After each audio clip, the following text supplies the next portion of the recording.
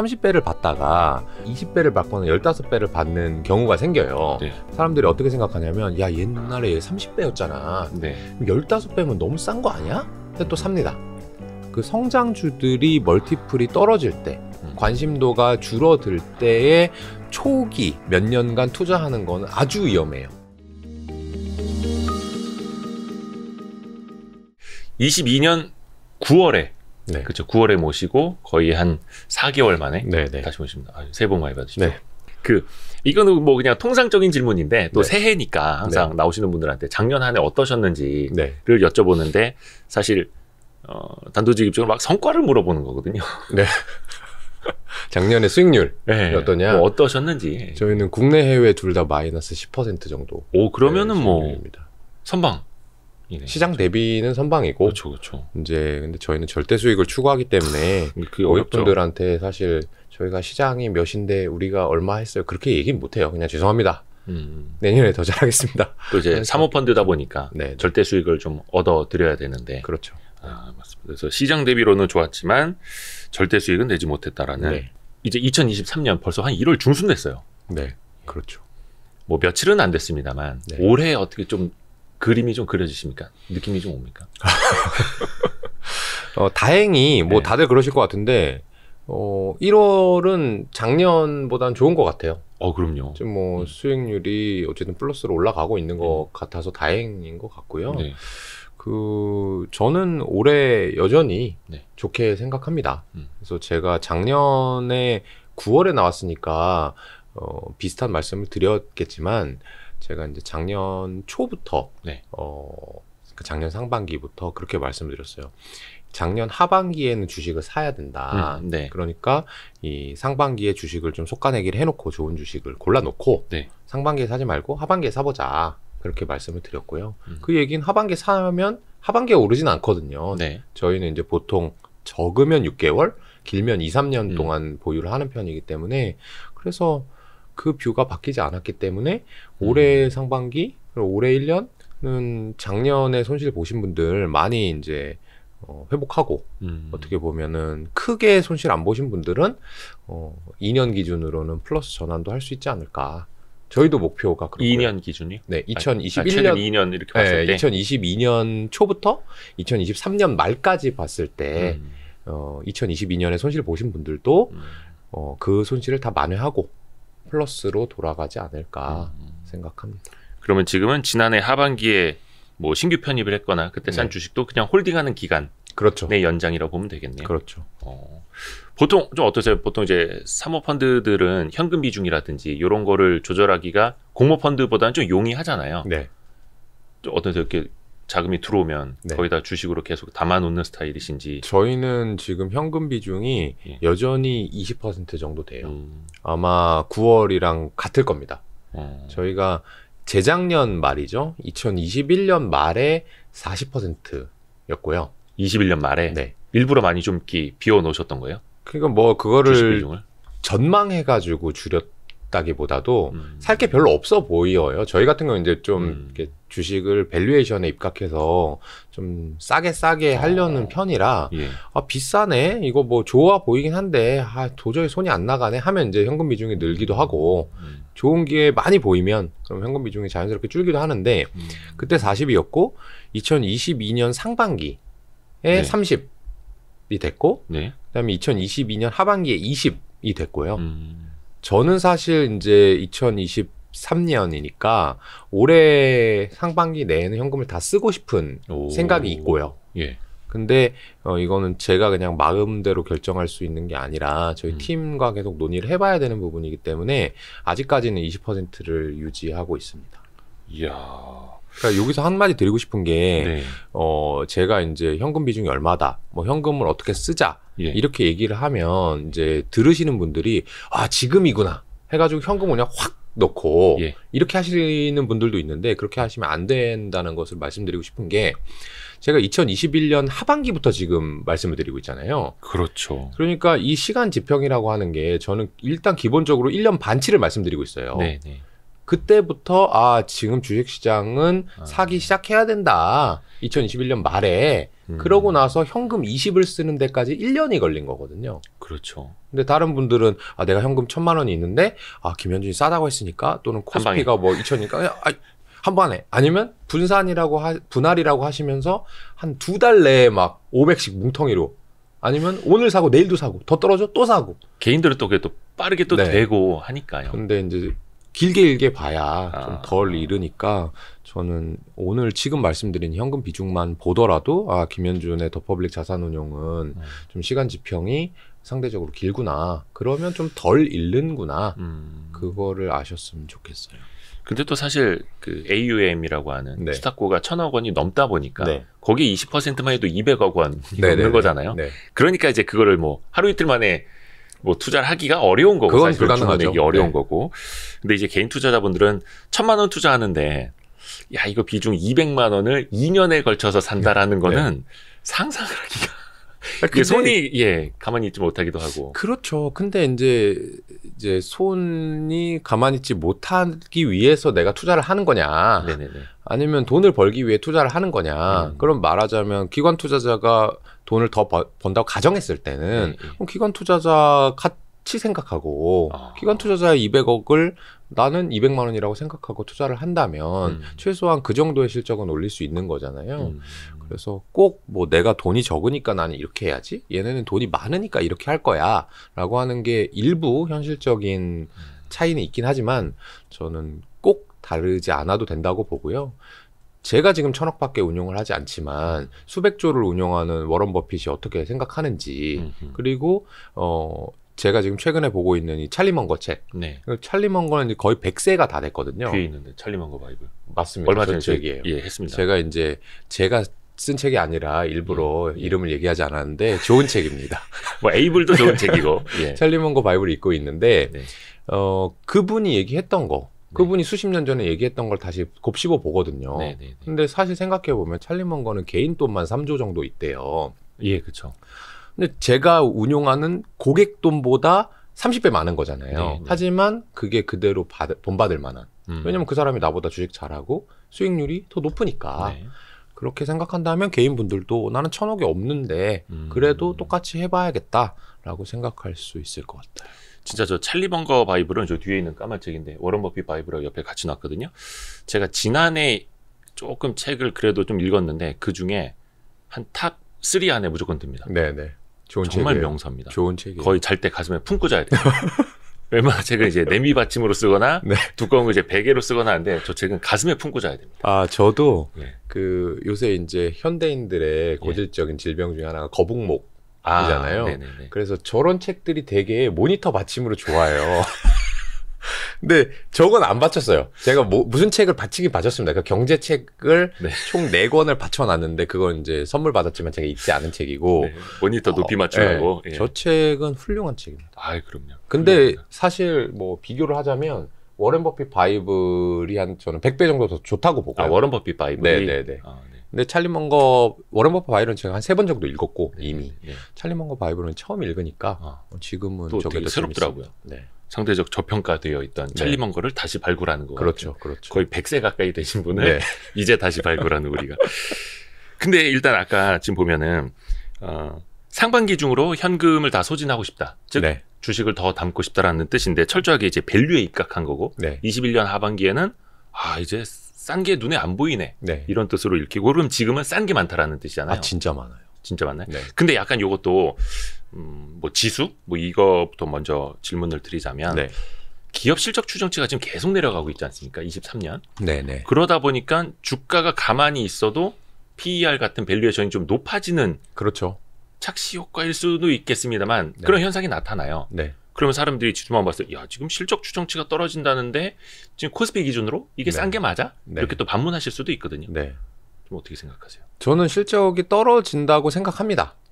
그리고 실적 추정치도 더 떨어질 거라고 생각을 해요. 그래서 그걸 감안해도 쌉니다. 근데 예를 들어서 어떠한 종목을 최근에 이제 저희 회의에서 의류주 얘기가 나왔는데 네. 그 주식을 이제 들어봤더니 PER이 뭐 서너 배 정도 되더라고요. 그런 거 많아요. 네. 그 서너 배라고 하는 거는 이제 연으로 환산을 해보면 그 회사가 벌어들이는 이익이 모두 내 거라고 가정했을 때 지분율대로 그러면 30% 이상의 수익을 기대할 수 있다는 거거든요. 네. 그러면 사실 지금 뭐 금리가 올랐다 하지만 예금금리 한 5%면 높은 거죠. 네. 그거보다 대여섯 배 이상 준다는 거니까 너무너무 저평가인 거고. 네. 근데 제가 거기다 질문을 하죠. 이제 후배 매니저들이 그런 주식을 갖고 왔을 때. 네. 그 회사가 그만큼 이익을 벌어들일 게 확실하느냐. 내년에 분명히 뭐 경기 침체가 올해 2023년에 네. 경기 침체가 온다고 하고 그러면 의류 소비 줄어들고 그쵸. 경쟁이 많이 되면 뭐 가격도 인하할 수도 있고 근데 그래서 그러면 어느 정도 되느냐라고 물어보면 이익이 조금 떨어진대요. 떨어질 수도 있대요. 네. 그러면 PER이 몇 배가 돼? 그럼 한 7배 정도 된대요. 네. 그럼 7배는 다시 역으로 환산하면 15%거든요. 네. 그러면 이익 추정치가 하향된 걸 감안해도 지금의 금리보다 2배, 3배 이상 더 네. 수익을 올릴 수 있으니까 저는 싸다라고 보고요. 이거를 이렇게 그냥 단순히 싸다, 뭐 지금 PER이 뭐 몇 배니까 싸다 이런 개념이 아니라 네. 이것도 시간 지평을 좀 길게 보면은 해석할 수가 있는데 그런 비슷한 의류주들이요. 네. 원래부터 3배, 4배 또는 실적 추정치 하락 감안해서 7배였던 게 아니에요. 업황이 좋을 때 네. 경기가 좋을 때는 10배, 15배도 봤던 업종들이에요. 네. 근데 그것이 반토막 난 거죠, 말하자면. 3분의 1 토막 났고. 그러면 이 주식이 언제 그만큼 다시 오를 것이냐. 경기가 좋아지면 다시 그만큼 벌고 그 정도의 기대치를 받게 됩니다. 네. 그러면 이걸 가지고 저는 시장을 보는 거예요. 시장의 전체 지수가 얼만데 뭐 전체 이익이 어떻게 되고 뭐 삼성전자가 어떻고 이걸 보지 않고 네. 저는 이제 상향식 바텀업 투자를 하는 사람이다 보니까 여러 가지 기업들을 두루 보다가 귀납적으로 아 그래 상황들이 이렇구나. 2023년에 경기가 침체되니까 이익은 더 떨어질 거야. 그러니까 지금 보이는 PER을 가지고 목표 주가를 정해서는 안 돼. 하지만 2024년, 2025년에 다시 예전처럼 경기 호황기가 반드시 올 텐데 네. 그때를 가정하면 이 회사가 이 주가일까? 그거는 PER 7배냐, 5배냐, 4배냐가 중요한 게 아니고 그때까지 살아남을 수 있느냐? 그런 것만 보면 시간 지평을 다시 2년 후로 돌리면 충분히 돈을 벌 수 있는 기업들이 많다는 거고 같은 상황에서도 아 나는 뭐 2023년 상반기에 벌어야 돼. 이렇게 하면 예측할 수가 없죠. 그 이익이 얼마나 떨어질지 사람들이 의류 업종을 좋아할지 안 좋아할지를 모르니까. 그래서 저희는 당장 빠르게 돈을 버는 것보다 확실히 내가 원하는 기간 동안 적정한 수익을 얻는 것을 목표로 하는 회사이고 그래서 전반적으로 주식시장은 아주 싸다. 그리고 편집장님께서 말씀해 주셨던 이익 추정치의 하향 조정이 있다고 하더라도 그것이 선반영돼 있다고 보고 지금부터 사는 것이 저는 좋다 이렇게 생각합니다. 어떻게 보면은 지금이니까 이렇게 싼 거다. 지금이니까 싸게 살 수 있는 거다. 아 쉽게 말씀하시는군요. 네. 지금 아니면 그 회사가 그죠. 어떤 뭐 이건 무슨 브랜드인지 모르는데 이 브랜드를 잘 팔다가 못 팔다가 할 거 아닙니까? 네. 좋은 옷 입고 오셨는데 오늘? 예, 선물 받은 옷이라서 제가 뭔지 잘 몰라요. 비싼 거 선물 받으셨네요. 감사합니다. 그 비싼 거요. 주신 분. 네네. 그래서 이게 비쌌다가도 할인 프로모션도 했다가도 인기가 없어지기도 하고 뭐 그럴 거잖아요. 네. 하지만 이 옷을 만드는 게 2년 3년 후에도 이 브랜드가 뭐 유행을 한다고 가정했을 때는 네. 어느 정도 인기가 있다고 가정했을 때는 네. 이런 회사를 투자하기에 지금과 같은 시기니까 이 정도 시가총액이 있는 것이지 몇 년 후에는 그때 가서 아마 그럴 거예요. 15배인데 10배만 되면 사고 싶다. 이런 얘기해요. 근데 지금 보면 7배냐 4배냐 이런 생각을 하고 있는 거잖아요. 그렇죠. 그럼 그때랑 비교해 보면 그때 10배가 됐으면 살 사람이 지금 7배면 안 산다? 이상한 거죠. 그거는 시간을 짧게 당기고 싶은 욕심에 불과한 거죠. 근데 그 의류주도 단순히 이제 뭐 내수 시장에서만 잘한다고 해서 그냥 멀티플을 얼마를 또 뭐 타박타박 음식료처럼 둬야 된다 이런 것도 아니고 네. 뭔가 성장의 포인트가 있어야 되잖아요. 그렇죠. 뭐 해외 진출이라든지 신규 브랜드라든지 그렇죠. 그러니까 단순히 경기 침체였다가 경기 회복되면 조금 더 좋아질 이게 아니라. 그렇죠. 너무 잘 아시네요. 네. 그래서 제가 유추하고 싶어서 그래요. 뭔지. 의류주를 일단 산다는 게 아니고요, 여러분들. 오늘 이제 편집장님이 질문하셨는데 제가 며칠 전에 그런 리포팅을 받았기 때문에 의류주에 대한 생각이 난 거지. 의류주를 제가 기본적으로 좋아하지 않습니다. 아, 그래요? 네, 의류주는 경쟁이 너무 치열해요.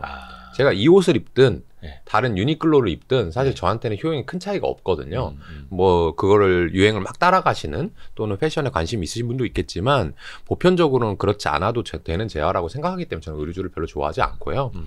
우리 이제 밑에 매니저도 그걸 가져올 때 그렇게 가져오진 않았고 말씀하신 두 가지 포인트가 다 있어요. 이 회사가 해외 진출을 하는 회사고 그다음에 신규 브랜드를 런칭을 한답니다. 네. 그래서 이제 투자를 해보자라고 가져온 건데 그걸 이제 유추하시는 게 시청자분들께 큰 의미가 없다는 걸 말씀드리자면 그 회사가 해외 진출을 하고 신규 브랜드를 런칭한다고 해도 저는 투자 안 한다고 했어요. 그래요? 네. 왜냐하면 의류주를 제가 별로 안 좋아하기 때문에 그리고 그 신규 브랜드가 정말 말하자면 FNF가 MLB나 디스커버리를 대박 친 만큼 되는 거 아니라면 나는 굳이 지금 사고 싶지 않다. 그렇게 얘기했기 때문에 여러분들 제가 무슨 종목을 리포팅 받았는지는 안 알아보셔도 됩니다. 근데 이 책에도 의류주 이야기가 좀 있던데요? 네네. 실전 그 투자를 했던 사례로? 네네. 있습니다. 네. 그래서 평소에도 그 소비자들이 어느 쪽에 지갑을 여는지를 잘 눈여겨봐야 된다라고 이야기를 하셔서 사실 그런 거 보면 B2C 뭐 음식료라든지 소비자의 대표적인 게 의류주고 그래서 당연히 의류주 좀 많이 좋아하실 줄 알았는데 그게 아니네요. 아주 좋아하는 섹터는 아닙니다. 하지만 여기 말씀하신 것처럼 투자를 안 하는 것도 아닌 정도? 중간보다 조금 안 좋아하는 정도 업종입니다. 근데 어찌됐든 간에 앞에서 이야기한 것처럼 밸류에 입각해서 봐야 된다. 예, 가치 입각. 근데 그 측면에서 보면 지금은 싼 주식들이 굉장히 많다. 굉장히 많아요. 굉장히 많다. 이제 제가 봐도 그렇고 직원들이 리포팅을 해도 그렇고 예전 같으면 이 밸류에이션일까 싶을 정도로 다들 뭐 5배예요, 10배예요, 7배예요. 진짜 막 섹시한 업종들 있잖아요. 말하자면 뭐 헬스케어다. 근데 막 13배 뭐 이런 거예요. 화랑장 때는 헬스케어 막 30배씩 받았거든요. 그랬죠. 그러니까 어떻게 보면 이 시장 참여자들이 주식시장에 대해서 보는 이 관심도가 거의 절반 이하로 떨어졌다. 밸류에이션을 보면. 하지만 평생 이럴 거냐? 분명히 또 주가 오르면 관심을 가지실 거기 때문에 지금 같은 시점에 대부분의 업종이 저는 저평가돼 있는 상황이라고 봅니다. 근데 이제 저도 투자자로서 이게 되게 많이 고민이 되는 지점인데 항상 멀티플 막 30배 이렇게 바꿔보면 와 고성장 하는구나. 시장에서 이 고성장을 인정을 해주는구나. 근데 그게 한 15배, 10배 이렇게 시장 평균만큼 내려오면 저 회사 이제 성장성이 다 했나? 왜냐하면 밸류에이션 멀티플이라는 건 기업 실적 성장의 기울기라는 뜻이잖아요. 그래서 이제 시장이 저 회사의 성장성이 떨어졌다라고 판단하는 건가 보다라고 하면서 손이 이제 안 나가게 되는 거죠. 이것도 어떻게 보면 약간 좀 오류? 함정일 수도 있는데 그런 측면에서는 좀 어떻게 판단을 해야 될까요? 저는 근데 편집장님이 그렇게 행동하시는 게 아주 좋은 행동이라고 생각을 하고요. 반대로 저는 그렇지 않은 분들이 경계해야 될 게 예를 들면 30배를 받다가 그 회사가 20배를 받거나 15배를 받는 경우가 생겨요. 근데 그게 지금 조금 전에 말씀드렸던 주식시장의 전반적인 침체 때문이 아니라 개별적인 뭐 또는 업종적인 이슈였다고 하면 사람들이 어떻게 생각하냐면 야 옛날에 30배였잖아. 15배면 너무 싼 거 아니야? 해서 또 삽니다. 그리고 10배가 돼요. 그러면 야 10배는 진짜 말도 안 되지 않냐? 최소한 15배까지는 가야 되지 않냐? 또 사요. 또 떨어져요. 한번 그 기울기가 꺾인 기업이 다시 예전의 기울기로 돌아가는 거는 너무너무 어려워요. 진짜 어렵죠. 그 펀더멘탈 기업의 본질 가치도 그렇게 돼야 되고요. 그것도 어렵죠. 뭔가 사람들이 구매하다가 안 해주니까 기울기가 꺾인 걸 건데 그게 다시 회복돼야 되고 시장 참여자들도 이 기업, 이 업종에 대해서 관심이 막 생겼다가 돈을 한번 잃었지만 다시 한번 관심을 가져줘야 되거든요. 그 두 가지가 동반돼야 다시 말하자면 30배를 가는 거니까 어렵습니다. 그래서 그 성장주들이 멀티플이 떨어질 때 관심도가 줄어들 때에 초기 몇 년간 투자하는 거는 아주 위험해요. 그런 거 가지고 다시 회복되는 경우는 되게 드물고요. 아주 사람들이 관심이 없어졌을 때 그리고 시장보다도 밸류에이션이 낮을 때 또는 내가 생각하는 각자가 생각하는 그 기대 수익률에 입각한 PER, PBR에서도 낮을 때가 언젠가 오거든요. 아하. 그때쯤에 사야 돼요. 쉽게 얘기하면 뭐 어떤 30배짜리 화장품 회사가 있었다고 해볼게요. 예. 근데 화장품이 이 중국과의 갈등 때문에 잘 안 팔리고 사람들이 돈을 잃다 보니까 야 화장품 주식 누가 사냐 막 이렇게 하면서 20배, 10배 되는 동안 계속해서 이 증권가에서는 너무 싸다 얘기가 나왔었단 말이죠. 그랬죠. 근데 하지만 2016년 이후에 화장품 주식으로 돈 버신 분은 거의 없어요. 그렇죠. 뭐 이렇게 차트로 하시는 분은 빼면 그럼 계속 잃고 하다가 아예 포기한 국면이 나오거든요. 그래서 말하자면 뭐 PR 한 5배야. 그냥 빈집이 돼버리는. 그렇게 되면 그 중에서 예를 들면 최근에 그 회사 이름은 까먹었는데 아이페밀 SC 그 로맨이라는 브랜드를 파는 회사가 있대요. 와 처음 들어보네요. 네, 그 이제 일본에서 대박난 중저가 화장품인데 그 회사가 주가가 많이 오른 걸로 알고 있어요.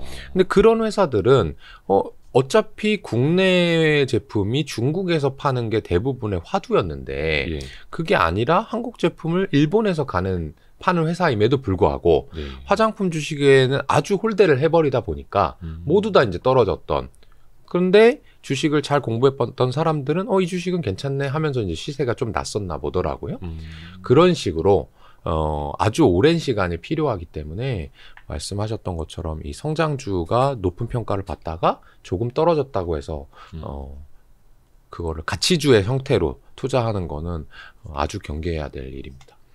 방금 말씀하신 그 기업은 시총 한 1,100억대고 아주 작은 회사입니다. 예, 주가는 뭐 한 9,000원대에서 그러니까 작년 이게 언제지?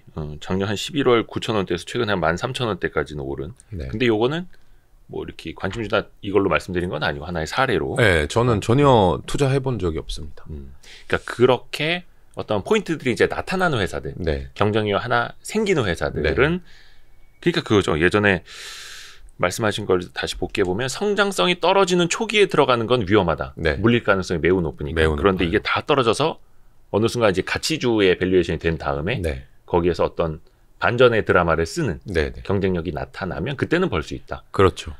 근데 굉장히 그거는 초고난이도가 되는 거죠. 고난이도고 인내심이 되게 길어야 되고요. 왜냐하면 내가 이 회사를 좋아했을 거잖아요. 예를 들면 아모레퍼시픽을 좋아했던 사람이 10배에 사가지고 2014년에 사서 15년, 16년에 몇 배를 벌고 30배 PER에 팔았다고 쳐볼게요.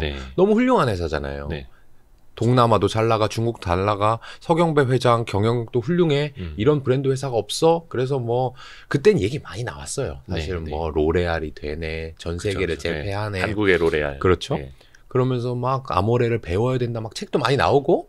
근데 보통 그럴 때가 꼭지인데 그때 판 사람이 나는 이미 아모레랑 사랑에 빠져 있는데 20배가 되고 15배가 되면 얼마나 사고 싶겠어요. 다시 30배 금방 올라가면 어떡하지? 그쵸. 하지만 그거를 견디고 기다리고 한 사람이 정말 나중에 기회를 잡는 거지 그 예전 기억을 가지고 투자하면 실패하기 십상입니다. 맞습니다. 보통 이제 한 10개 종목 안팎으로 집중 투자하시는 걸로 알고 있는데 최소 6개월에서 한 2, 3년 이상은 보유하신다고 했고 그러면 지금처럼 밸류에이션이 되게 이제 싸 보이고 이런 것들이 시장에 넘쳐나면 이게 11개가 될 수도 있고 12개가 될 수도 있겠습니다만 뭐 이게 법으로 정해진 건 아니니까 그래도 뭔가를 비워내고 채워 넣는 작업, 상대적으로 막 평가를 하는 이런 것들을 또 하실 거 아니에요. 그건 좀 어떤 기준으로 어떻게 하시는지도 좀. 그거를 하려면 본인만의 투자 철학이 확고해야 되는 것 같아요. 투자 철학으로. 그래서 뭐 그게 정답이라기보다는 이 사람이 하는 일이다 보니까 의사결정을 간소화하고 효율성, 효과성에 집중해서 일을 해야 되는데 이거는 밸류에이션 싸잖아. 이건 뭐 경영자가 좋잖아. 뭐 자꾸 이렇게 얘기하다 보면 끝도 한도 없거든요. 그러다 보면 샀다 팔았다만 반복해요. 그러니까 일단 제가 요새 많이 쓰는 말이 뭐냐면 이 정직하게 투자를 해야 된다. 본인 내재돼 있는 궁금함에 대해서 눈을 가리지 말자. 그런 얘기를 많이 해요. 그게 무슨 얘기냐면 어떤 주식을 분석을 쭉 하려고 할 때 분명히 뭔가 마음에 캥기는 부분이 있을 수 있거든요. 예를 들어서 뭐 의류주라고 해볼게요. 의류주 얘기 대부분 그런 얘기합니다. 우리가 한국에서 이만큼 파는데 중국에 무슨 제휴를 해가지고 중국에 매장을 몇 개 내면 이만큼 매출이 나올 겁니다라고 이제 목표도 세우고 실제로 홍보 활동도 그렇게 한단 말이죠. 네. 그러면 그걸 이제 공부했던 사람이 얘네가 중국 가면 대박이겠는데? 대박이죠. 네. 근데 과연 중국과 제휴했다고 되는 걸까? 그럼 거기서 막 그래요. 중국 최대 유통회사랑 저희는 MOU를 맺어서 그럼 MOU를 맺은 회사는 모두 다 대박이 났을까? 하는 궁금함이 분명히 본질적으로 들어야 되거든요. 네. 그 생각을 하지 못하는 사람은 투자하기 어려운 거고 네. 근데 일반 사람들은 다 할 수 있는 질문인데 그걸 에이씨 뭐 얘네가 그렇게 얘기하는데 뭐 밸류에이션이 싸잖아. 되겠지 뭐 하고 이제 그 물음표가 남아있는데 무시하고 넘어가면 그럼 그게 리스크가 정말 돼서 발현이 돼요. 한국에서는 잘하는데 중국 전출이 실패하면서 주가가 빠진다든지 이런 문제가 발생하거든요. 예를 들어서. 네, 예를 들어서. 그래서 그거에 대해서 본인이 이제 가지고 있어야 되고 그런 기준점을 가지고 투자를 하는데 저희 같은 경우는 기준점이 아주 명확해요. 이 회사에 속해 있는 업종이 메가 트렌드 안에 속해 있는가, 장기적으로 성장할 업종이 맞는가, 누가 뭐래도 판매량이 늘어나는 업종인가. 그 다음 그 안에서 이 회사가 경제 해자를 가지고 있어서 경쟁이 치열해졌을 때 당장은 누구나 힘든 시간을 겪겠지만 그 이후에 이겨내고 나서 시장 점유율을 더 확대할 수 있는 또는 평이한 상황에서는 소비자들이 이 회사의 브랜드나 제품 서비스를 계속해서 당연하게 구매할 것인가 이런 것들을 기준으로 삼다 보면 많은 기업들이 탈락합니다. 이 기업 내년에 이익이 잘 나온대요. 이 신사업을 시작한대요. 밸류에이션이 PER이 4배밖에 안 돼요. 그렇게 생각하면 얘 4배인데? 딴 애 3배니까? 이걸 갈아탈까? 4배에 샀는데 20% 올라서 5배가 되고 다른 애 4배 있으니까 갈아탈까? 그렇게 주식이 움직이는 메커니즘이 아니거든요. 그래서 저희는 저희 철학대로 종목들을 막 솎아내고 거기에다 싸다까지 하면요. 물리적으로 10개가 잘 안 넘어요. 그게 저희가 10개를 정한 기준이 실제로 10개가 뭐 정말 좋다가 아니고요. 네. 적합한 커뮤니케이션을 할 수 있는 운용력의 멤버 수를 네. 기준으로 그 사람들이 커버할 수 있는 종목 수를 했더니 저희는 한 4~5명의 매니저가 한 10개 내외의 종목을 커버할 때 가장 커뮤니케이션이 원활하면서 수익률도 우리가 원하는 정도, 아주 높은 정도는 아니지만 그 정도가 나오겠구나라고 해서 이게 귀납적으로 나온 10개의 숫자라서 지금도 지켜지고 있습니다. 보통 딴 데는 한 명이서 막 20~30개 관리하고 네. 펀드도 막 대형사들 보면 혼자서 펀드 한 10개 이상 관리하고 막 이렇게 하는데 그게 이제 제가 말씀드렸던 내재한 본연의 질문에 대해서 포기하는 사람은 20개, 30개를 할 수 있는 거고요. 저희는 이 질문이 정말 궁금하단 말이에요. 얘가 중국에 성공할 수 있을까? 이 의류 브랜드가 신규 브랜드를 런칭하면 잘 된다는데 다른 피어 그룹 그 업종의 브랜드들은 이만큼씩 다 1~2년 내에 매출을 발생시킨다는데 거기에서 그래서 얘네도 된다라고 하는 그 연결고리가 정말 강력할 때까지 그 의문이 없어질 때까지 생각을 해야 되기 때문에 종목의 수를 늘릴 수가 없어요. 이야, 진짜 그 더 퍼블릭 자산운용의 10가지 종목 그리고 그 투자 철학 그 많은 궁금증과 질문들을 뚫고 들어가서 그 10개 종목 안에 편입되는 게 정말 어려운 일이겠네요. 그렇죠. 근데도 한 절반은 실패해요. 그쵸. 원래 포트폴리오 상위 한두 개 혹은 서너 개가 하드캐리 해주는 거죠. 그렇죠. 수익률은. 그러니까 어쨌든 우리가 생각하는 건 미래의 일이기 때문에 미래를 예측을 정확히 할 수가 없잖아요. 그러니까 틀리는 거고 다만 틀려도 될 때 사람들이 그 주식을 소외하고 있을 때 또는 그 주식이 아주 싼 값에 거래되고 있을 때 투자를 한다면 제가 틀린다는 게 손해를 본다는 얘기가 아니고요. 미래에 이렇게 될 거야. 주가가 뭐 2배 오를 거야 했지만 신규 사업이 예를 들면 우리 예상대로 안 돼서 그냥 뭐 한 10% 손실만 보고 팔 수 있는 그런 걸 저희는 틀렸다고 표현하거든요. 그런 것들은 아주 왕왕 많이 있습니다. 그 더 퍼블릭 자산운용이 이제 사모펀드. 뭐 그거는 사모펀드는 최소 가입 금액이 이거는 법으로 규정돼 있어서 3억 이상인데. 랩 또 하시잖아요, 랩. 네, 그렇습니다. 랩 상품. 저희가 이제 증권사하고도 많이 하고요. 뭐 한국투자증권, KB증권. 지금 어디 찾아가라고 말씀해 주시는 거예요? 아니. 대부분과 다 열려 있다. 그러니까 웬만한 증권사에 가면 더 퍼블릭 자산운용 상품을 다 가입할 수 있고요. 랩 상품. 네. 근데 그거는 이제 최소 가입 금액이 사모펀드보다 훨씬 낮고요. 그렇죠. 근데 제가 더 권유를 드리는 건 그것들이 보통 한 2, 3천만 원 정도 돼요. 최저 가입 금액이. 근데 그것도 작은 금액이 아니거든요. 그렇죠. 어쨌든 하나의 금융상품에 내가 3천만 원을 넣는다라고 하면 엄청난 신뢰가 있어야 돼요. 그렇죠. 그리고 그만큼의 여유자금이 없으신 분들이 더 많고요. 그래서 저희는 비대면으로 가입할 수 있는 100만 원부터 가입할 수 있는 상품도 만들어놨어요. 적립식이에요? 아니면은 그거는 자기 마음이에요. 자기가 100만 원씩 넣을 수 있고요. 어쨌든 처음 넣는 게 100만 원 이상은 넣어야 돼요. 그러고 나서 거치하셔도 되고 10만 원씩 더 넣어도 되고. 더 넣어도 되고. 네. 그런 상품도 만들어서 저희 회사 이름이 이제 더 퍼블릭, 예. 대중이라는 뜻이니까. 원래 꿈꾸시는 게 이제 공모펀드까지도 하시는 네. 걸 꿈꾸시는 거죠. 돈이 많아도 고객 수가 늘어나도 또는 소액 투자자가 많아져도 저희는 수익률이 떨어지지 않아야 된다. 제가 이 질문을 왜 드렸냐면은 사실 이 질문이 함정이었습니다. 아, 그래.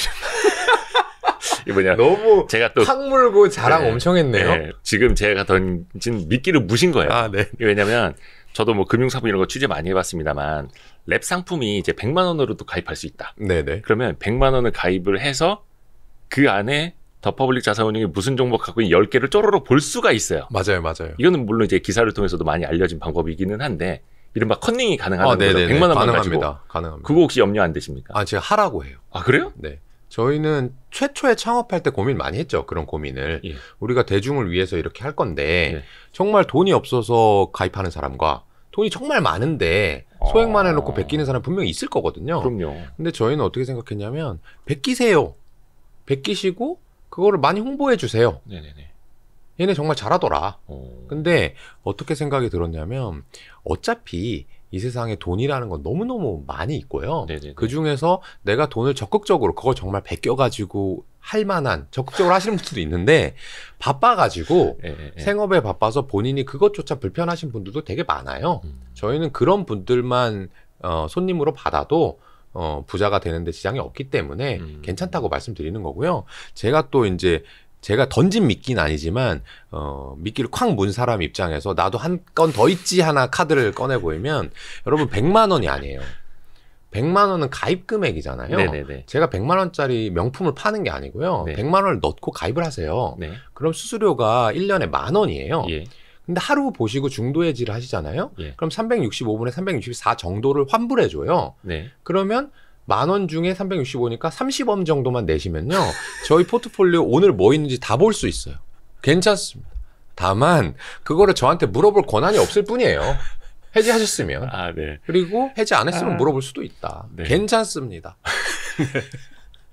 아, 왜냐면 저는 오히려 이제 좋아. 예, 자산운용 업계의 그 어려움과 그 한계와 이런 거 아는 입장에서 보면은 이제 지금 짠합니다. 아니에요.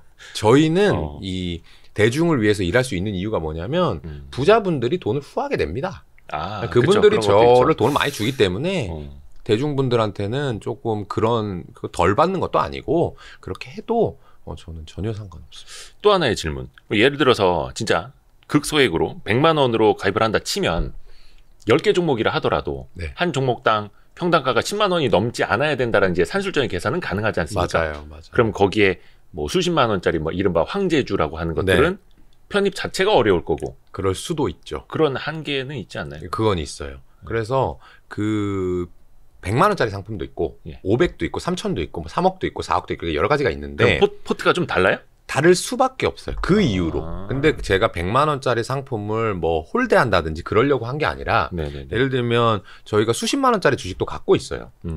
또는 해외 랩 같은 경우에는 뭐 일본 같은 경우에는 최소 주문 단위가 뭐 100주 이런 경우도 있거든요. 그렇죠. 그러니까 어쩔 수 없이 그 펀드에 가입을 하시면 내가 예를 들면 1억이 있는데 예. 100만 원짜리에 1억을 다 넣어야지 하시는 건 좀 그래요. 저희 입장에서. 저희가 최적이라고 포트폴리오 짜는 거는 3억, 4억을 기준으로 짜기 때문에 가능하시다면 어차피 더 퍼블릭에 맡겨야 된다면 최소 가입 금액이 내가 넘을 수 있는 허들이 넘는 최대 금액으로 가입하시는 게 좋고 근데 그래도 그걸 저희가 100만 원짜리를 매일 면밀하게 봅니다.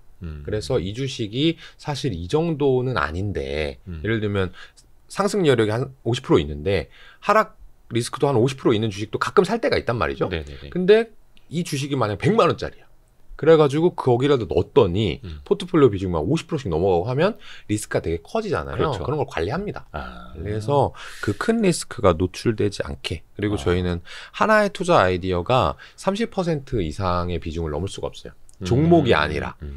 그래서 뭐 나는 중국의 화장품이 잘 될 것 같아 라는 아이디어로 아모레퍼시픽이랑 엘리생건을 샀다면 20, 20 이렇게 못 담습니다. 그래야 리스크 관리가 되거든요. 100만 원짜리도 그렇게 하고 있습니다.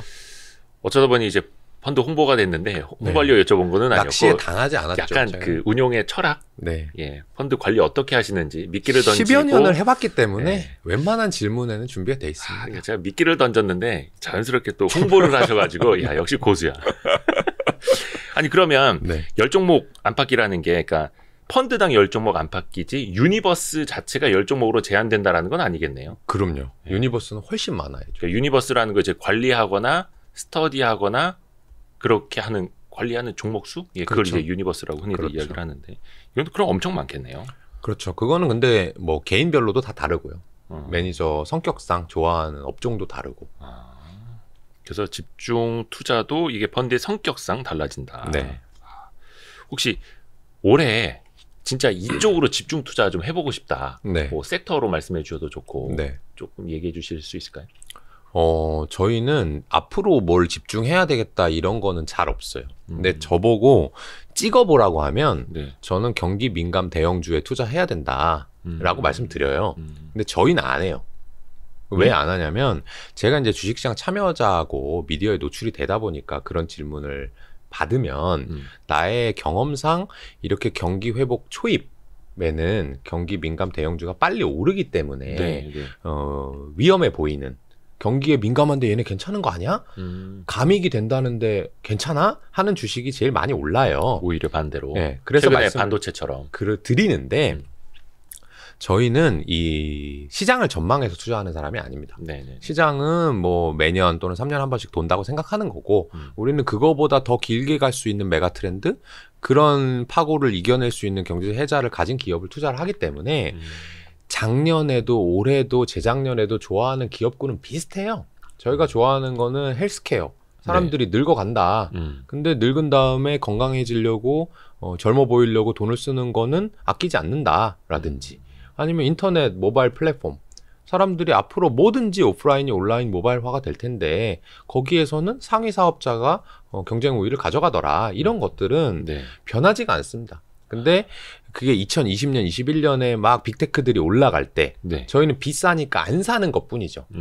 그러다가 지금은 많이 싸졌거든요. 그래서 그런 싸진 것 중에 투자를 할 수도 있는 것이고 그리고 제가 지금부터 투자하진 않고 이미 투자를 하고 있는 거인데 말씀을 드려보면 저희는 여전히 리오프닝주를 많이 가지고 있어요.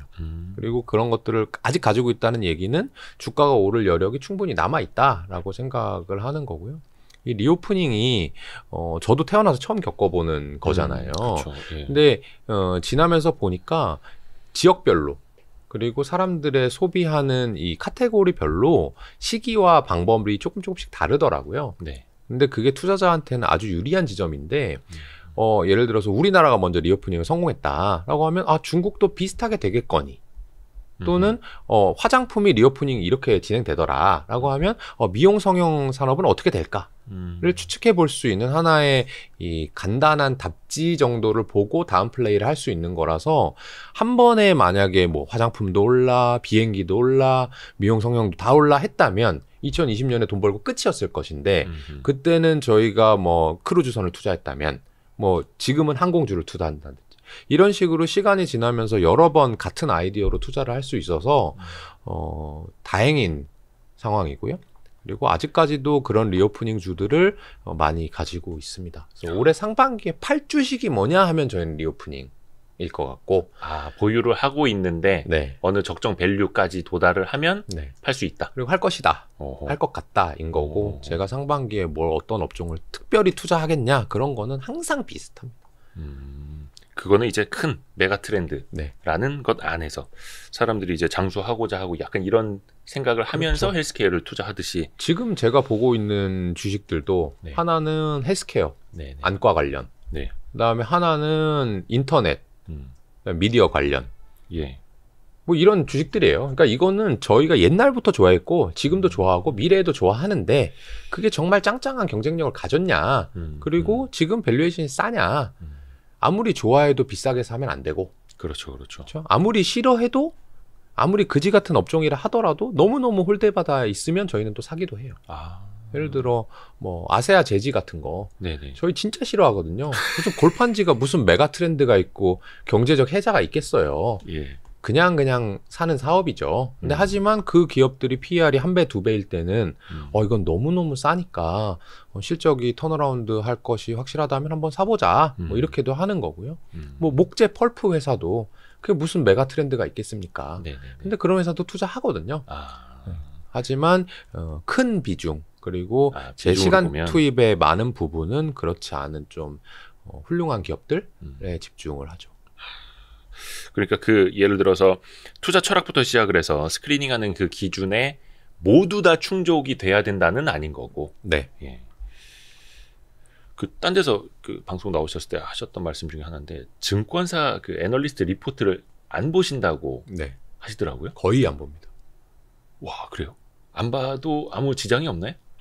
보면 수익률이 더 올라갈지는 모르겠어요. 근데 안 본 지가 오래돼가지고 굳이 봐야 되나 싶어요. 안 본 상태에서 제가 지금의 수익률을 만들어 온 지 몇 년 됐거든요, 이미. 그래서 굳이? 그래요? 무조건 안 본다는 아니에요. 그러니까 그거는 애널리스트보다 우리 뭐 인하우스 애널리스트라고 하는 네. 펀드 매니저들이 네. 훨씬 더 깊게 리서치를 하고 있다라는 뜻이기도 하겠네요. 그렇게도 맞고 예. 제가 조금 더 자랑 아닌 자랑을 하자면 네. 저희는 애널리스트 리포트가 없는 주식을 사서요. 애널리스트 리포트가 많이 나올 때 팔아요. 그렇기 때문에 애널리스트 리포트를 볼 수도 없어요. 잘. 국내 해외를 막론하고. 그거는 진짜 슈퍼개미들을 비롯한 개인 네. 투자자분들이 그렇게도 많이 하시잖아요. 네, 네. 그러니까 예를 들어서 그게 가능한 게 시총이 1,000억 원이 안 될 때 네. 그때는 이제 커버한 애널리스트 별로 없으니까 그렇죠. 그때 사서 한 1,500억, 2,000억 되기 시작을 하면 막 애널리스트들이 커버를 하기 시작하고 그렇죠. 그때 더 오르고 사실 그러면서 뭐 한 2배, 3배 버신다는 분들이 있거든요. 맞아요. 물론 이것도 굉장히 어려운 일이긴 합니다만 네. 근데 이게 자산운용사에서도 가능한 저희는 이제 운용 규모가 1,000억밖에 안 되고 그리고 절대 수익을 추구하기 때문에 가능한 것 같고요. 이게 조금 운용 규모가 더 커졌을 때 걱정이 될 뻔했는데 이미 한 5, 6년 전에 저희가 해외 투자를 시작해서 지금 잘 안착되고 있기 때문에 해외 투자도 마찬가지예요. 저희가 투자하는 회사들은 한 뭐 1조 원저리 회사들도 많아요. 시가총액이 한화로. 네. 한화 1조 원이면은 거의 쉽게 말하면 상패 직전의 느낌의 시가총액인 거예요. 그러니까 미국에서 1조 원이면. 네. 네. 그러니까 무슨 IR 행사를 한다든지 실적 발표 컨퍼런스 콜을 열어도 거기에 접속하는 애널리스트가 흔히 말하는 듣보잡 증권사의 뭐 1명, 네. 2명 이래요. 네. 근데 그들보다는 우리가 공부가 많이 돼 있어요.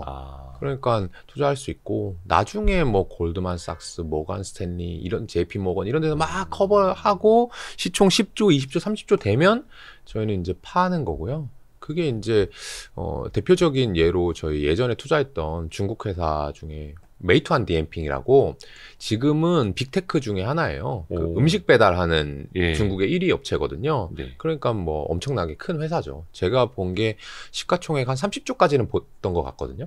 근데 저희가 투자할 때는 그게 시가총액이 몇 조 단위밖에 안 됐고 아무도 그 주식에 대해서 얘기를 안 했었는데 제가 언제쯤 팔았냐면 증권사에 이제 일반 고객분들 모시고 세미나 할 때 네. 거기서 막 질문이 나오는 거예요. 중국에 배민이라는 게 있다면서요? 그거 저희 뭐 PB분이 추천해서 살려고 하는데 어때요? 이런 질문이 나오기 시작하고 그다음에 일반 증권 방송 같은 데서도 음식 배달 중에 뭐 중국에 자이언트가 있습니다. 메이투안 막 이런 게 몇 개 나오기 시작하더라고요. 그래서 이제 다 알았으니까 우리는 팔아야겠다. 그래서 팔고. 그 애널리스트 리포트 나오기 전에 사고 나온 뒤에 판다. 그게 이제 몇 년이 걸릴지언정. 그거는 네. 아이디어는 국내나 해외나 비슷한 거고. 네. 근데 약간 이것도 불안해하시는 분들이 그 몇몇 잘 하던 운용사들이 국내에서 잘하다가 해외 투자로 조금 늘리기 시작을 하다가 조금 안 된 케이스들이 좀 나타나다 보니까 네. 괜히 국내나 잘하지 해외 좀 어렵다는데 어떻게 네. 변할지 모른다는데 네, 네. 그래도 되겠어 하는 분들도 있거든요. 네. 그런 분들이 저희 고객이나 주주였으면 제가 제대로 응답을 해드릴 텐데 그냥 밖에서 배나라 밖에서 그러시면 근데 저희는 다행히 해외 투자가 잘 되고 있어요. 해외 투자 한지 되게 오래됐고요.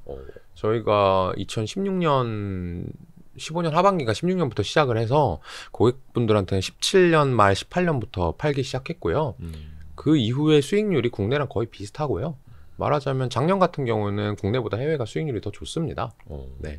그래서 저희의 투자 스타일 때문에 그런 것 같긴 한데 저희는 예측 가능한 거 그리고 내가 뭐 먹어보고 마시고 써볼 수 있는 B2C 이런 걸 좋아하는데 국내 기업들은 그런 회사들이 보통 아주 초대기업이거나 아니면 최근에 상장을 했다라고 하면은 이미 부풀릴 대로 부풀려져 가지고 그 이후에는 성장을 잘 못하는. 그렇죠. 이미 상장할 때부터. 그렇죠. 햄버거 회사 상장 폐지했잖아요.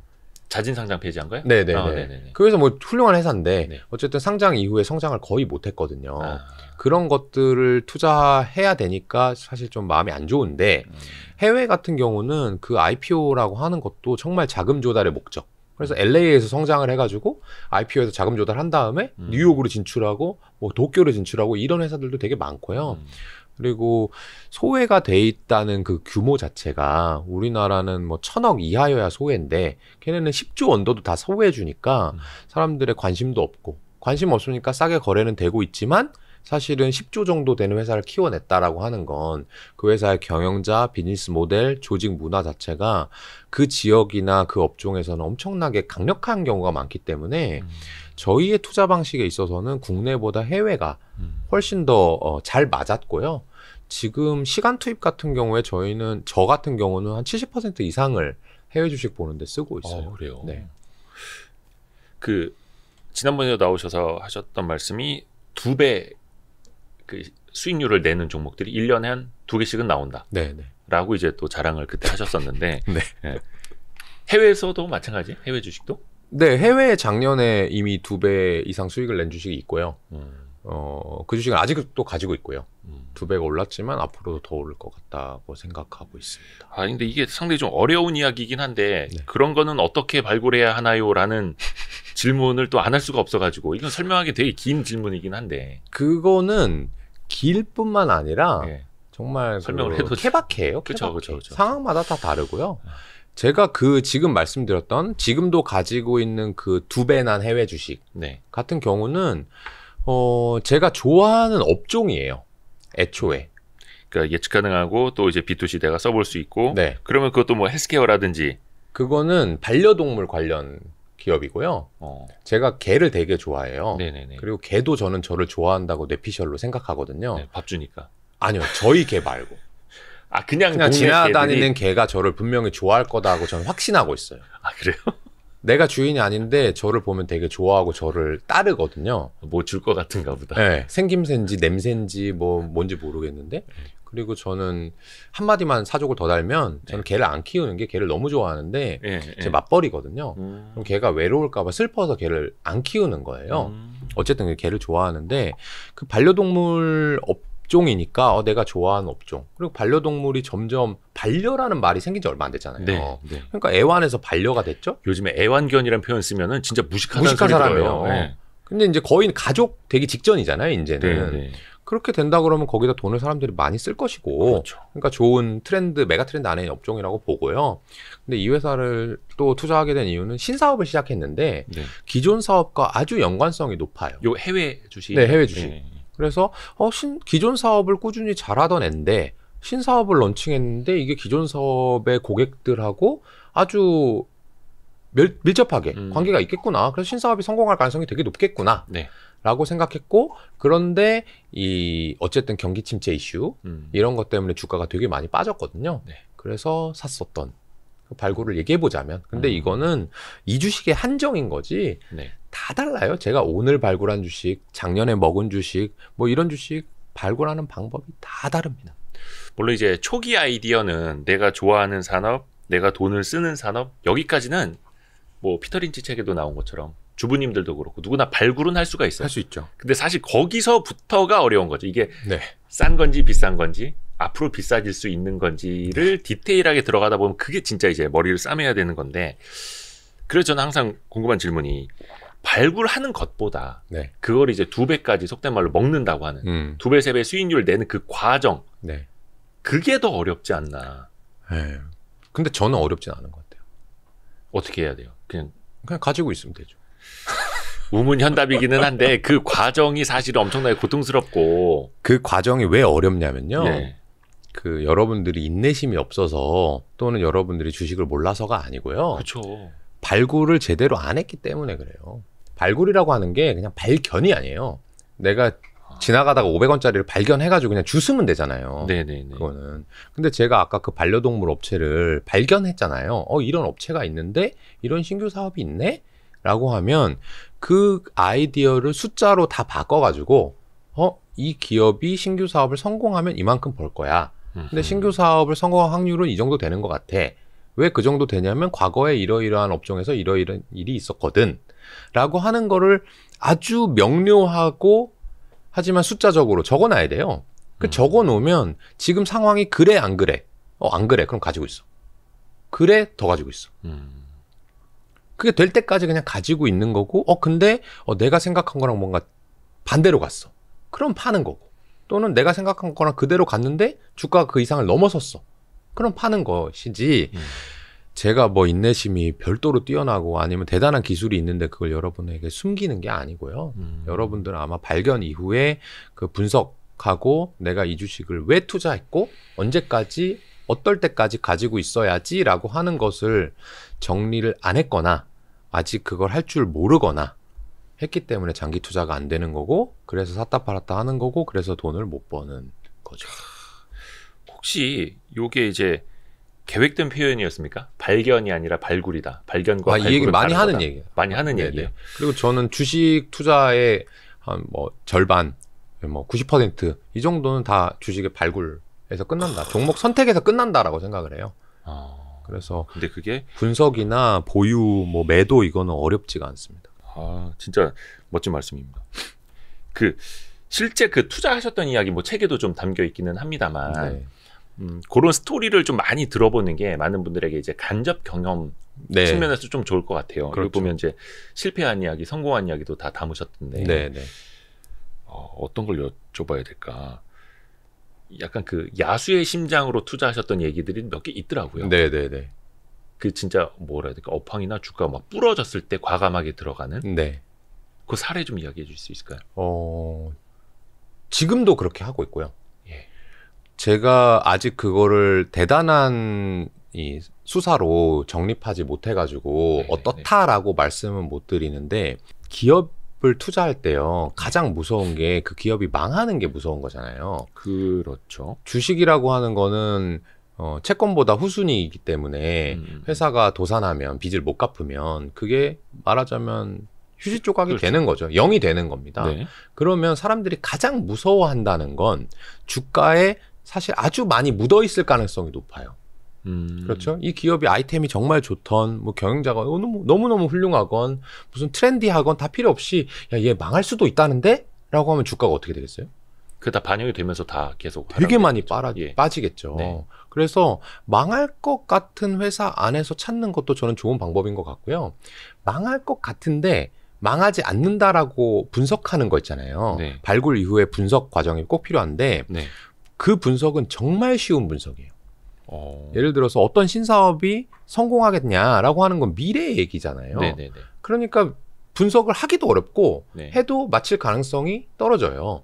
근데 이 회사가 현금을 지금 얼마나 가지고 있고 현금화할 수 있는 자산은 얼마나 가지고 있고 빚은 얼마나 있는데 빚을 갚아야 될 시기는 어떻게 되고 그런 것들을 보는 건 재무상태표랑 현금흐름표만 보면 너무너무 쉽거든요. 망할지 안 망할지 뻔해요. 근데 대부분의 분들이 재무제표 공부를 별로 안 하죠.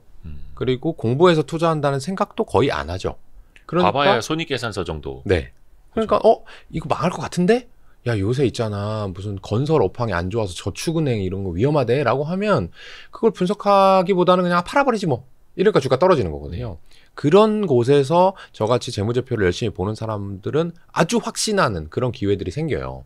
예를 들어서 이 책에 나온 것 같은 경우에는 이제 미국의 카니발이라고 하는 크루즈 회사 얘기가 나왔었는데 코로나19가 대유행되고 그다음에 특히 며칠 또는 몇십일 동안 같이 숙식을 해야 되는 크루즈 선에서 이 감염이 되게 이슈가 된 적이 있거든요. 그 코로나 좀 초반에.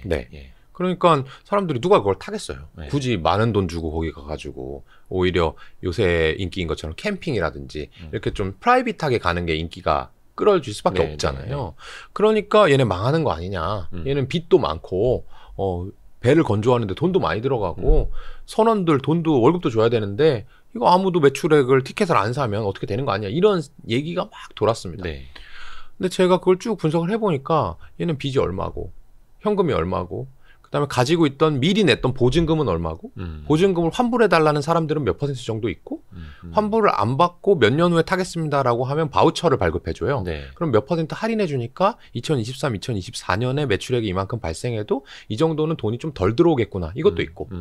그다음에 그 배를 만들어준 조선소에서도 이 호화 크루즈선은 사실 발주하는 회사가 거의 없어요. 전 세계 독점 업종이니까. 그렇죠. 그럼 조선소가 예를 들어서 호화 크루즈 전문이라고 해볼게요. 네. 그럼 카니발이 야 우리 돈 못 주겠어. 그러면 오케이 너네 부도 처리 이렇게 하는 게 좋을까요? 아니면 좀 연장해 줄 테니까 나중에 다시 우리랑 같이 만들자. 후자일 가능성이 높잖아요. 그렇죠. 동행할 수밖에 없죠. 그렇죠. 예. 그러니까 실제로는 배를 짓는 거를 펜딩시키고 돈을 안 줘야 되는 그런 상황들도 발견이 되고 그런 것들이 다 써 있어요. 여러분들이 잘 안 읽는 그 연차 보고서에. 그걸 읽었더니 이 회사는 망할 수가 없겠더라고요. 근데 모두가 망한다는 주가. 그게 몇 퍼센트 하락이 망한다는 심리인지 몇 퍼센트가 뭐 시장의 안 좋음인지 그건 제가 아직까지 정립은 못했으나 네. 이게 이만큼 주가가 떨어졌다면 6분의 1 토막이 났다면 이 중에 상당 부분은 부도에 대한 공포일 것이다. 그렇죠. 그러면 그것만 안 나도 이 정도 회복할 것이다 라고 투자를 한 적이 있고요. 최근에도 제가 어떤 기업이라고 지금 가지고 있기 때문에 말씀을 못 드리지만 이 업종이 상당히 유동성의 위기를 겪었어요. 그러니까 자금 조달을 해야 된다. 그렇지 않으면 망한다. 또는 영업이 되게 안 될 것이다. 이런 얘기가 많았어요. 네. 그래서 제가 아까 애널리스트 보고서 안 읽는다고 했잖아요. 네. 근데 그 업종을 이제 투자하려고 하던 중에 그 후행적으로 그 리포트를 하나 보게 됐는데 네. 그 리포트가 되게 높은 목표 주가를 가지고 있다가 주가가 떨어지는 동안에는 네. 다 떨어지고 나니까 이제 팔아야 된다. 위험하다. 좀 후행적으로. 네, 이런 식으로 보고서가 나왔어요. 네네네. 저는 기분이 너무 좋은 거죠. 지금 상황이 이렇구나. 근데 내가 봤는데 이 회사는 망할 확률은 0이고 자금 조달을 해가지고 이 주주 가치가 희석될 확률도 되게 낮을 것 같았어요. 투자를 했죠. 네. 그러나 주가가 엄청나게 그때를 바닥으로 많이 올랐죠. 국내요? 해외예요? 이건 국내 주식입니다. 국내. 네. 근데 지금 되니까 이제 애널리스트 분들이 보고서를 쓰고 싶을 거예요. 주가 많이 올랐거든요. 그 중에 한 분이 쓰셨더라고요. 근데 이제 여기 얘기로 NR, not rated. 네. 그러니까 내가 투자 의견은 제시하지 않겠다. 이렇게 얘기하는 건 이제 혹시 내가 혼자 깃발을 들고 틀리면 좀 쪽팔리니까라는 뜻이거든요. NR이라고 하는 얘기는. 네. 근데 이제 지나고 나면 주가가 만약에 더 오른다면 이제 NR이 아니라 뭐 매수. 바이, 스트롱 바이, 뭐 목표 주가 얼마 이렇게 나오겠죠? 그렇게 되면 저는 팔 겁니다. 그러니까 이것도 제가 이제 한 몇 년 전부터 장착한 저만의 무기. 망할 것 같은 회사 중에서 안 망할 수 있는 회사만 찾아도 한 2배씩은 그냥 쉽게 오르는구나. 그게 하나의 무기고 이건 쉽게 장착할 수 있는 무기입니다. 그러니까 그 장착할 수 있는 무기는 장착만으로는 쉬운데 그 무기를 이제 만들어서 장착하는 거는 분석하고 네. 이거를 또 확신을 갖고 흔들리지 않는다라는 건 엄청 어려운 일이잖아요. 쉽다니까요. 그러니까 미래를 예측하는 거로 투자하면 저도 흔들릴 텐데 매번 흔들려요. 네네네네. 이 신사업이 잘 되겠지. 네. 이거 중국에서 잘 팔리겠지라고 하는 건 매번 걱정이 되는데 네. 이건 내가 열심히 봤는데 망할 수가 없어. 물론 이제 뭐 그 계약서들이 다 사기거나 공시가 이제 거짓말이면 문제가 있는데 네네네. 그게 아니라고 가정하고 저희는 투자를 하니까 그래도 10종목이나 나눠서 투자를 하는 거고요. 근데 망할 수가 없어요. 그건 어떤 자산 가치 위주로 먼저 본다는 뜻이에요? 자산 가치랑 이제 현금 흐름, 그다음에 주석. 이렇게 세 가지를 봐야 되는데 자산 가치는 진짜 쉽게 볼 수 있는 거기서 안 망하면 별로 안 망할 가능성이 높고요. 근데 여기서 좀 위험할 것 같으면 현금 흐름을 보는 거죠. 얘네가 돈을 얼마나 벌까? 얼마나 잃을까? 근데 현금 흐름이 마이너스가 찍히고 있으니까 망한다는 얘기가 나올 거 아니에요. 현금 흐름은 마이너스지만 가진 현금이 다 소진돼야 될 거 아니에요. 빚을 못 갚는 게 망하는 거잖아요. 네. 그러니까 제일 이제 그래서 자산이 있는 면밀하게 봐야 되는 게 이 회사가 차입금이 얼마가 있는데 이 차입금을 언제 갚아야 되는데 법적으로 그 갚아야 될 동안 현금이 있을까 없을까 그거를 보는 거니까 그거는 그냥 계산기로 하는 거예요. 그러니까 채권의 어떤 만기에 따라서 네. 단기 부채, 장기 부채 나눠서 그렇죠, 보고 그렇죠. 그것을 현금 흐름이 커버할 수 있는 네. 상황인지를 보고. 단기 부채는 1년 안에 갚는 거잖아요. 그렇죠. 장기 부채는 1년 이상인데 언제 갚아야 되는지 주석에 다 써 있어요. 내년에 갚은 건지 3년 후에 갚은 건지 다 써 있습니다. 비중 같은 거. 네네. 그래서 그 돈이 있는지 없는지 그런 거 있잖아요. 내가 오늘 예를 들어서 그 주택담보대출 이자를 원리금을 내는 날이에요. 네. 근데 내 파킹 통장에 그만큼이 있는지 없는지 내가 충분히 알 수 있잖아요. 네. 근데 오늘 없어. 근데 내일 내야 되는 날인데 오늘 월급 날이야. 그럼 월급 얼마 나올지 뻔하잖아요. 네. 그럼 낼 수 있겠네 없겠네 그거 계산하는 게 왜 어렵냐고. 쉬워야 되는데. 이것도 자주 해 보면은 그게 뭐 외국으로 따지면 연차 보고서, 우리나라 사업 보고서, 분기 보고서 네. 메뉴별로 딱딱딱딱 들어가서 컨트롤 F 치고 보는 그렇죠. 게 어렵지는 않은데 이게 또 안 해보신 분들은 어렵죠. 그렇죠. 네, 근데 뭐 이거를 먼저 축구할 하시면 때 안 여기서 되고. 저쪽으로 패스해서 이만큼 드리블해서 골 넣으면 됩니다. 이거잖아요. 네. 아니, 그거보다 그러니까 정말 우리가 또, 쉬워요. 네. 아니 그래서 우리에게 코치가 필요한 거고. 네네. 예. 김현준 코치님 이런 네. 분들이 이제 필요한 거니까요. 그 엔터 산업도 되게 좋아하신다고 들어가지고. 네네. 엔터 산업 최근에 뭐 연말에 막 신고가 갖다 좀 조정받는 것들도 있기는 한데 뭐 단기 시세를 여쭤보는 거는 아니니까. 네. 근데 이제 엔터 산업을 투자하시는 분들조차도 많이 말씀하시는 게 네. 실적 추정 자체가 너무 어렵다. 그렇죠. 애널리스트들도 추정치가 굉장히 많이 틀리더라고요. 불가능하죠. 불가능해요? 네. 근데 엔터 산업 많이 또 투자하시는 걸로 알고 있는데. 그게 그 분기의 실적을 맞추려고 하면 불가능하고요. 아, 몇 년간 이 회사가 이 정도 벌 거야라고 하면 맞힐 수가 있어요. 그러니까 이게 기술이 있는 게 아니고 투자 철학상 시간의 지평 그리고 기대 수익률 이게 일반 사람들과 다르면 맞힐 수가 있어요. 예를 들어서 어떤 유명 가수가 요새 가장 잘 나가는 가수가 뭐 뉴진스라고 해보죠. 네. 뉴진스라는 가수가 이번 싱글이 뭐 전보다 잘 될지 네. 안 될지 몇 만 장이 팔릴지 그건 모르죠. 네. 근데 뉴진스라는 가수가 어느 정도 팬덤이 생긴 다음에는 오케이 이 집은 실패했는데 실패해도 이 정도 3집 4집 합치면 그중에 한 번은 성공하지 않겠어? 그 정도면 이 정도 라고 예상해 볼 수 있잖아요. 네. 근데 엔터사는 뉴진스 하나로 가는 게 아니에요. 그렇죠. 뉴진스도 있고 하이브도 있고 투바투도 있고 뭐 이렇게 있잖아요. 그러면 그렇게 다 합치면 BTS 얘기하셨던 거죠. 하이브는 회사 이름이니까. 그러니까 하이브 안에 하이브 그렇죠. 안에 네. 뉴진스도 있고 투바투도 있고 BTS도 있고 뭐 여러 가지가 있잖아요. 네. 그러니까 사실은 이 하나만 예측하는 것보다는 더 가시성이 높아요. 뉴진스가 2집 실패할 때 투바투가 3집 성공할 수도 있는 거거든요. 그래서 저는 뭐 아주 어렵진 않다. 근데 그럼 SM 엔터테인먼트, 하이브, 그다음에 JYP, YG 이런 애들을 왜 좋아하느냐? 그거는 기본적으로 저희 회사 투자 철학과 또 관련이 있는데 투자 철학 두 번째가 경제적 해자. 어떤 일이 있어도 이 회사는 돈을 잘 벌 거냐인 거거든요. 네. 근데 우리나라 이 아이돌 산업의 특징이 네네네. 하나만 성공하는 게 아니에요.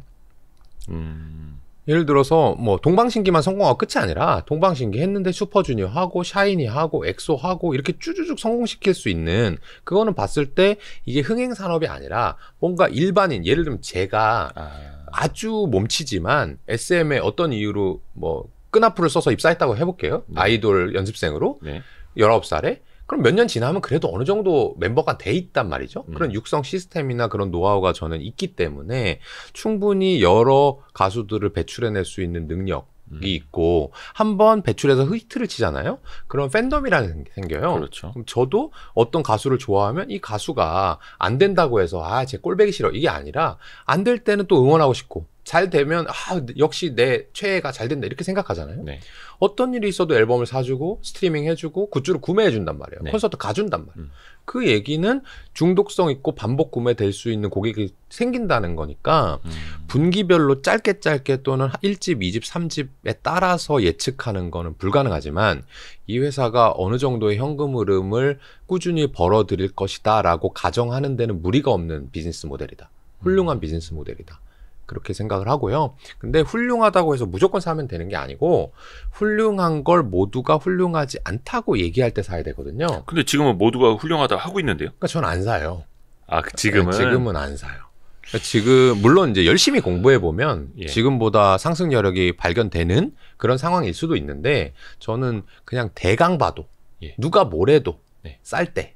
그러니까 지금은 엔터주는 누가 봐도 소외주는 아니고 다 좋아하잖아요. 다 주목하고 있고 그래서 밸류에이션도 좀 비싸요. 네. 시장 평균보다 한 2~3배 뭐 이렇게. 근데 제가 투자할 때는 야 엑소 군대 간대. 망할 것 같아. 근데 그건 공부 안 해본 거예요. 네. 왜냐하면 동방신기 군대 갔고 슈퍼주니어 군대 갔고 샤이니 군대 갔는데 아무 일이 안 일어났고 오히려 걔네들이 상당히 똑똑하게 그룹 활동, 유닛 활동이라고 그러죠. 그거 만들어내고 싱글 활동. 그래서 군대 들어가기 전 나온 후에 활동을 엄청 몰아서 하고 실제로 군대 요새 21개월밖에 안 되기 때문에 사람들이 모를 정도예요. 그러니까 매출이 더 나와요. 모르는 거죠. 그다음에 이수만 프로듀서가 돈을 엄청나게 빼먹는데 이 회사 안 좋은 회사야. 그거 몰랐어?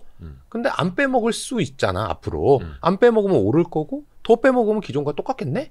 그런 거죠.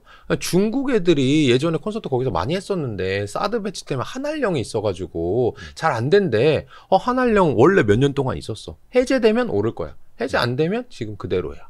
이렇게 본다면 이미 다 반영이 되어 있는 네, 업체. 모두가 싫어하는 거. 야 누가 요새 SM 엔터테인먼트 사냐? JYP 사야 돼. JYP가 요새 트와이스 대박 난 거 몰라? 박진영의 경영 능력 몰라? 윤리적으로 애들을 키운대. 그거를 여러분들이 다 얘기하고 있을 때쯤이면 그게 주가에 반영돼 있는 거고 윤리적으로 키웠지만 누군가가 뻘짓을 한번 하면 기스가 날 거고 네. 트와이스가 잘 되고 있다가 지금 잘 안 되거든요. 잘 안 되고 다음 애들이 혹시 실패하면 또 아니네 하고 팔 거잖아요. 그럴 때 사실 주식을 사야 되는 거죠. 그렇게 따지면 YG인데. 그렇죠. 그렇죠. YG 나쁜 놈들. 뭐 얘네는 뭐 잘 못 키워. 블랙핑크 이제 은퇴하는 거 아니야? 이런 얘기가 나왔는데 만약 제가 YG를 투자하라는 게 아니고 YG의 그런 무슨 특별한 힙합 관련된 이 포지셔닝 된 가수들을 또 길러낼 수 있다라고 생각한다면 아무도 생각하지 않는 YG를 투자하는 게 하이브라든지 JYP, SM보다는 조금 더 좋은 선택이 될 수도 있죠. 그건 이제 그냥 4대 엔터사 중에서 지금 뭐 시총이나 이런 게 많이 그냥 뒤처지고 있으니까 네. 웃자고 드린 말씀이고 그래서 저도 주시를 하고 있습니다. 네. 언제까지 주시만 할지 모르겠는데 돈이 없어가지고 지금. 근데 요게 헷갈리는 게 이게 흥행 산업이 아니다. 엔터는 반복 구매가 가능하고 이제 충성도 있는 산업으로 이미 이제 성장을 했다라는 말씀이시고 지난번에도 나오셔서 포켓몬빵 예로 들어서 말씀해 주시면서 경기 침체가 와도 그 애들은 포켓몬빵을 사 먹어야 된다. 줄을 서야 된다. 아직도 품절이더라고요. 그게 이제 팬덤이고 그게 일종의 경제적 해자가 되는 건데 약간 그런 것도 있어요. 이게 엔터주는 뭐 누가 컴백을 한다. 아니면 뭐 앨범 초도 주문 물량이 몇 장이다. 막 이런 하나의 이슈, 재료에 따라서 막 급등락이 일어나고 시세 분출 일주일 만에 다 해버리고 또 꺾이고 막 이런 게 너무 많아가지고 이게 장기 투자할 때는 오히려 노이즈가 많거나 아니면 차익 실현을 하고자 하는 욕구가 커질 수도 있는 산업 아닐까? 맞아요. 그래서 어려운 산업이죠. 그러니까 똑같이 미래를 예측하고 비즈니스맨들을 보고 소외됐을 때 투자를 했지만 설왕설래가 많으면 저도 이제 걱정이 되죠. 그러니까 어려운 산업은 맞아요. 하지만 그거를 이겨내려면 다시 초기로 돌아와서 내가 이걸 왜 투자했지? 앞으로는 유튜브의 스트리밍이 늘어난대. 그러면 얘네들이 똑같이 앨범을 한 장 만들었는데 돈을 버는 게 더 늘어난대. 라는 걸로 생각했다면 그게 유지되고 있나?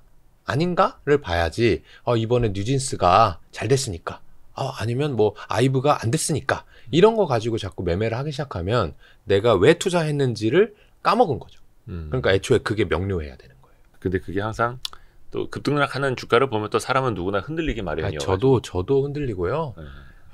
팔고 싶고요. 항상 빠지면 또 사고 싶고요. 근데 그걸 이기기가 어렵고 그건 이제 수련을 좀 해야죠. 그렇죠. 그 또 이렇게 이야기를 해놓으면은 또 이제 샀다 팔았다 못하게 된다라는 이제 순기능도 있어요. 맞아요. 방송의 순기능이에요. 장기 투자할 거면 얘기해놓으면 또 그걸 지켜야 되기 때문에 그 순기능이 있습니다. 오늘 더 퍼블릭 자산운용의 김현준 대표님 통해서 오늘 또 많은 이야기를 듣고 배웠습니다. 네, 고맙습니다. 혹시 뭐 오늘 하시련 했는데 못하신 이야기 있으실까요? 아니요. 저는 편집장님의 리드에 몸을 맡기려고 생각하고 오늘 왔기 때문에 전혀 준비한 게 없었고요.